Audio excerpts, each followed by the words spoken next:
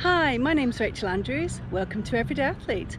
On this week's video, I thought I'd take a look at heat exhaustion because surprisingly enough, it's something that could affect you when you're in the water. It's important that if you do feel the effects of heat exhaustion, which I'm going to describe shortly, that you take action swiftly, because left alone and allowed to develop, it could turn into a heat stroke, and that is a super serious condition. What you need to do at that stage is call an ambulance. For today's swim, with it being 33 degrees air temperature and about 20 degrees in the water, I'm taking some precautions. So I've got two tow floats with me, one being towed by the other, a bit of a tow float chain going on. And as you can see in this one, I've got 750ml drink in there and a couple of energy gels, because I'm going to do about a 3.5k swim, I think. And then this has got all my usual swim stuff in it. So I'm hopeful I'll be fully visible. I'm not wearing a hat, again, to try to minimise me getting too hot. I've reached my crossing point, which means I'm going to hop out just here and walk across this bit and get in on the other side to continue my swim. But really important that I take a quick drink of this goo, and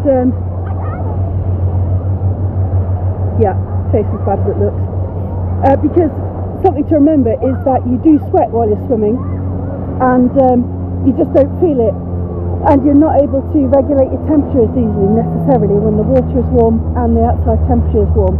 So really important to keep the drinks coming.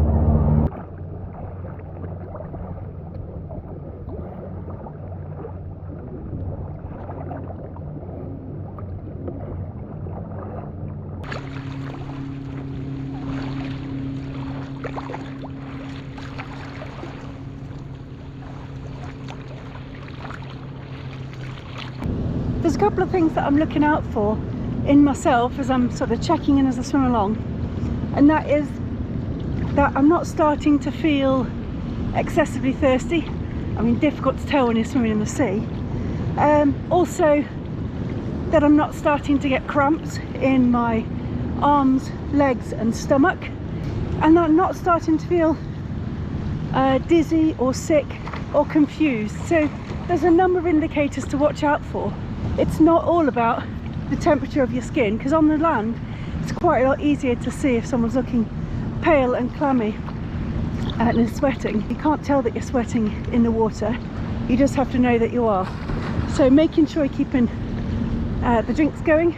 I'm almost due for one. I'm having a drink about every half an hour, just to keep the levels up. Another clue that I'm looking for that I might be starting to suffer from heat exhaustion is feeling excessively weary, just feeling way more tired than I would do at that point in my training normally. Luckily that's not the case today. I'm just fighting quite a lot of tide and going pretty slowly. If you or someone else starts to suffer from heat exhaustion, any of those things that I mentioned earlier, then the thing to do is to get them into shade. Have them lie down, raise their legs, and think about having different drinks. So it could be water, it could be a sports drink or another electrolyte adding type of drink, and then cooling them down with a sponge with cold water and potentially cool packs in their armpits and on their neck. So it's all about getting the shade and cooling them down. They should start to feel better within 30 minutes. If they don't, or if they start to get worse, then you need to seek medical advice. Signs that the person is not getting better would be that they start to get more confused, that they stop sweating. They're so hot that they've stopped sweating, which means that their body is unable to regulate its own temperature. They may then lose consciousness and they may start fitting. Any of these signs, you need to call an ambulance. Some managed swim areas have cut-offs where they will advise swimmers against wearing a wetsuit, although there are definitely advantages to wearing a wetsuit in terms of buoyancy. But at 22 degrees, they're strongly recommending that people don't wear them. So wherever you're swimming, whatever the location, make sure you're aware of what you're getting into so you can decide whether to go skins or in a wetsuit. If you decide that you do want to wear a wetsuit for your swim, I would strongly suggest you wait until you get to the swim spot to put it on. Don't drive in it, because you're starting that process on all too early. With a wetsuit, they are designed to hold water against your skin to keep you warm. They're not designed to wick the temperature away and cool you down. So I'm going to give you a couple of tips about how you could possibly do that once you're in your wetsuit and you decide, I'm feeling a bit hot. One of the first things you can do is to get hold of the neck and scoop some water in through your suit. You might need to do that a few times. You can also do that during your training swim as well, at any point that you're starting to feel too warm. And here's one way to put on a hat.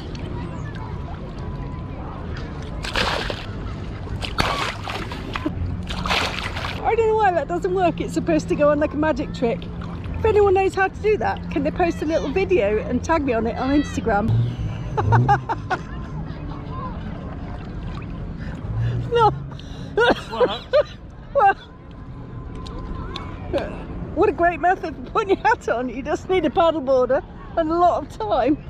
I really hope that heat exhaustion is something that you don't suffer when you're swimming, but that if you do, you've got a couple of ideas as to how to tackle it and to recognise the signs before it gets too serious. If you've enjoyed the video, please give it a like and drop me a comment. And if you really liked it, consider subscribing. I'd love to have you along. I'll see you next time. Bye.